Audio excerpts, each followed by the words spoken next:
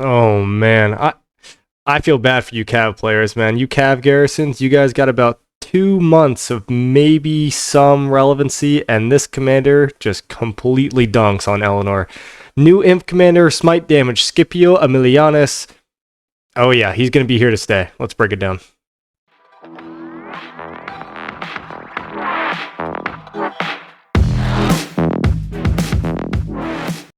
Well, after releasing another William, they decided to release another Skippy. So if we ever are going to call the names of these commanders correctly, who knows? Who knows? But anyway, this commander just got announced in late June of 2024. We're going to go over three big things. Okay, first off, skill review. How do I think about the kit? Or what do I think about the kit? Is it any good? Can it be used for a long, long time? Second, we're going to go over pairs for the rally meta because this commander is a rallying commander. And then lastly, we're going to go over, is this commander field viable? And we'll see. And jumping right into the first skill here, we've got Africanus, which is kind of funny because the other Skippy in the game we have is called Scipio Africanus, and I believe in history it is either the grandfather or the grandson of that commander, so obviously some family ties here. It's kind of cool to see in the game. But either way, rage requirement 1000, deals smite damage to the targeted troop, damage factor 2700 for the next 3 seconds. The target takes 20% more damage. That is a debuff, not a buff to itself. So this commander will inflict this debuff with a swarm in the open field, etc. It will also boost the secondary commander's active skill that much more. And do I think that this is good? Obviously, this active skill is crazy. There is no other 2700 smite damage factor in the game. There is skill damage on Huokubing, and then a similar type of skill on Tariq, but that requires him to be surrounded. So this is really just a stronger version of both of those, and obviously because it is smite damage, it is stronger than skill damage. This active skill is fantastic. Love this for a rally. It's just going to absolutely nuke whatever it's hitting. The next skill is Huntmaster. This commander's infantry units gain 20% march speed while outside of Alliance territory. Okay, has nothing to do with rallying, but maybe some open field relevancy here. Oh, but this next part, yeah, if the commander is leading a rally attack, all infantry units in their rallied army gain 30% health. So you don't get any health while this is on the field and not in a rally formation. So that kind of sucks for open field. I'm not really sure why they have that 20% march speed on there, but, nonetheless. Third skill, Dawn of Rome. This commander's troop deal 5% more normal damage, so this is a boost to the active skill. Whenever their troop is hit with a basic attack, it has a 30% chance to dispel all health and defense debuffs currently affecting it. And for the next 3 seconds, it will also gain immunity to health and defense debuffs and take 25% less normal damage. Wow, you know what this screams? Gorgo counter. 25% less normal damage is really strong against a Gorgo garrison. Additionally, all health and defense debuffs, it helps when this is getting swarmed. You can't be debuffed by those Skippies, ironically. Scipio Africanus is hitting you, as well as the Nevsky's hitting you, so this really is quite a strong skill, but again, this is a reactive skill. So while you're in the context of a rallying garrison, this is nice. You're guaranteed to be taking auto attacks. You're guaranteed to be getting attacked. In the open field, this is a much worse skill because you want to be proactive with your skills, not reactive. So this is a reactive skill, but either or, this is great for rallying and really good into something like a Gorgo. Next up, we have Salt the Earth. If this commander's troop is attacking a city or stronghold, whenever their troop launches a basic attack, it has a 50% chance to inflict the following effects for 2 seconds. Their target loses 25% attack and defense. This is really strong. This is a 50% stat debuff. And if this commander is serving as the primary commander, the troop will also be silenced. So this is really, really, really strong. And honestly, it has a 50% chance to trigger with a 5-second cooldown. So that means once every 7 seconds. If you look, this is done on purpose, okay? If you look at your battle reports right now in Rise of Kingdoms, it takes about 7 to 8 seconds for every skill to go off, every skill cycle to go off. So this is perfectly timing up with things of that nature. And I think it's really, really strong. I think this is highly guaranteed, or not highly guaranteed, but highly likely to actually affect the first or second skill cycle of any given combat. And this is really, really good for rallying garrison. And then the expertise tit for tat. So whenever the current target of this commander's troop uses an active skill, this commander's troops gains rage 40% faster for the next 2 seconds. This is where they just put icing on the cake for Eleanor. So read this carefully. It is when your target uses an active skill, not when you do. So that counters things with fast skill cycles. Oh, what has that? Oh, a Gorgo. Oh, it also counters things that proc extra active skills. Oh, what does that? Eleanor. So, I mean, this is crazy. They just wanted to destroy Eleanor. I'm really not sure why they put a commander that is this much of a counter into the game, but they did. So you're looking at something like 50% uptime on 40% more rage.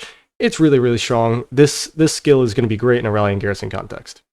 Also, synergizes really well with Liu Che's expertise for that bonus rage. So if we hop back into game here, we're going to go over some possible pairings. There was no surprise that I mentioned it earlier. Liu Che is the first commander that I think of as a strong pair to this commander. Really, it's the expertise. All right, this is a rage engine. This is a strong rage engine. It has a 25% chance to generate 86 rage, which is what this gain 1 basic attack worth of rage means. It also has a higher chance to trigger things like Horn of Fury, has a higher chance to trigger things like Ring of Doom. This is one of the best, if not the best, expertise skill in the game. Additionally, it has AoE. This is a unsung hero of a lot of rallies, mainly the Archer rallies. If you look at nowadays, you've got Asher Benepal with Zhuge Liang. That generally trades very, very well. Something that doesn't go as noticed is the amount of Sev wounds that trade or that commander pairing actually causes to benefit your trade. You're going to get better trades against the thing that you're rallying if it's not being reinforced. And AoE helps not reinforce that garrison, and just generally, it's an unsung hero. I really like AoE on my rallies for that reason.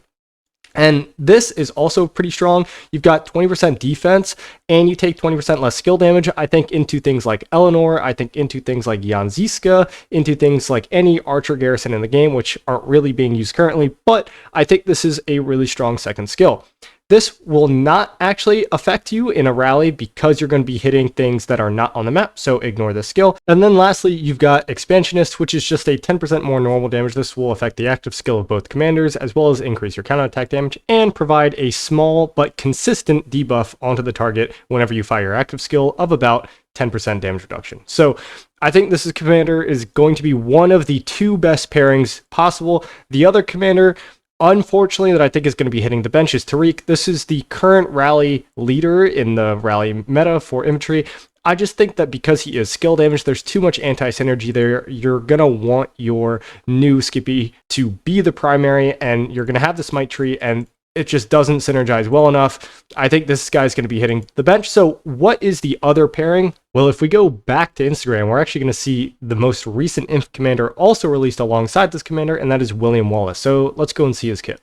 All right, and here we are. So we're just going to go over this really quickly. I've already made a review about what I think of this commander. You can go, feel free to check that out. It was my, I think, second most recent video posted. I'll probably also have a card in the end screen, but we're just going to go over the kit. So, deal smite damage 2400 and an additional 300 when it's being hit back. When you're in the rally and garrison context, this 300 damage factor will always be occurring. So this could honestly be looked at as a 2700 damage factor active skill.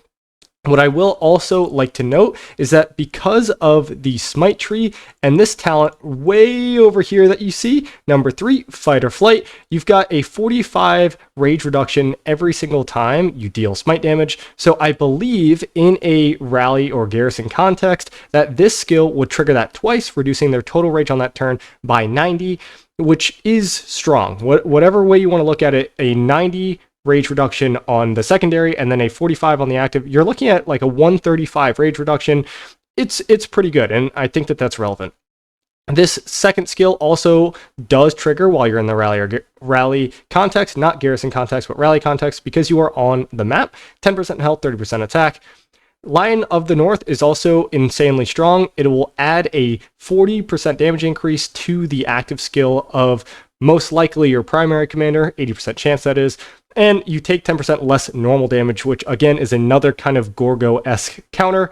Battle of Sterling Bridge will not occur in a rally context, and then Pro Libertate, however else you say that, is just a nice shield that could help you in a rally or garrison context. So after seeing both these kits, let's hop back in the game and give you my final thoughts on what I really think the rally meta will be. All right, so this isn't going to be complicated. I think there are two rallies that you're going to use. As mentioned, it is going to be with Liu Che, and it's going to be with the new commander, William Wallace. When are you going to use them? I think any time that you rally into something with skill damage, so aka a Eleanor, aka a Janziska, aka any other skill damage garrisons, you're going to be using Liu Che. It's going to give you a nice 20% reduction to skill damage. It's going to add your rage engine, and it's going to deal damage to the reinforcing troops. And I think when you're going to be rallying into Gorgo, which is the most common garrison right now, I think that you're going to be using William Wallace. You get that extra 10% reduction to normal damage taken, as well as a higher single target active skill nuke. And I think that the rage reduction in combo with all that stuff is just a little too strong into Gorgo. So there you have it. You've got your two rally combos coming to Rise of Kingdoms here in the future.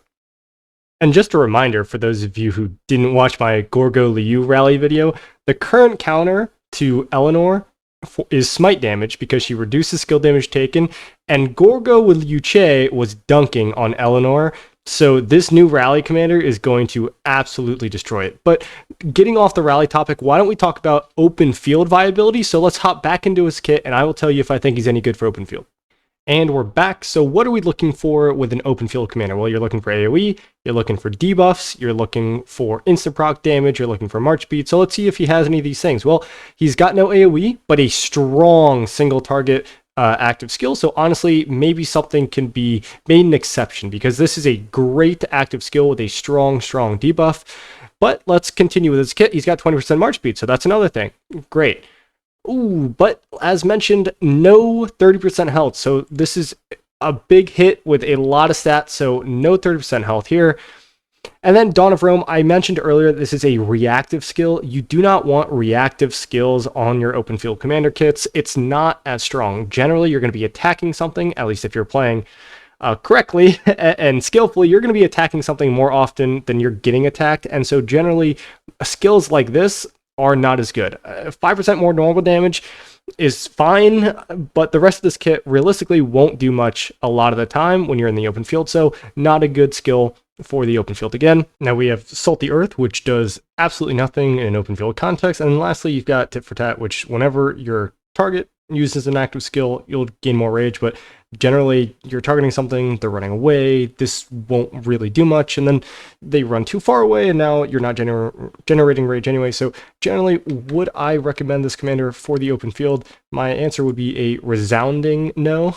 If you are running 2 Inf and you do want to run a double smite setup, it is now possible, I will say that much. So you could run something like a Liu Che with Alex or a Gorgo with Liu Che, and then a possible Africanus, or not Africanus, but Scipio, rally mode, whatever his last name is.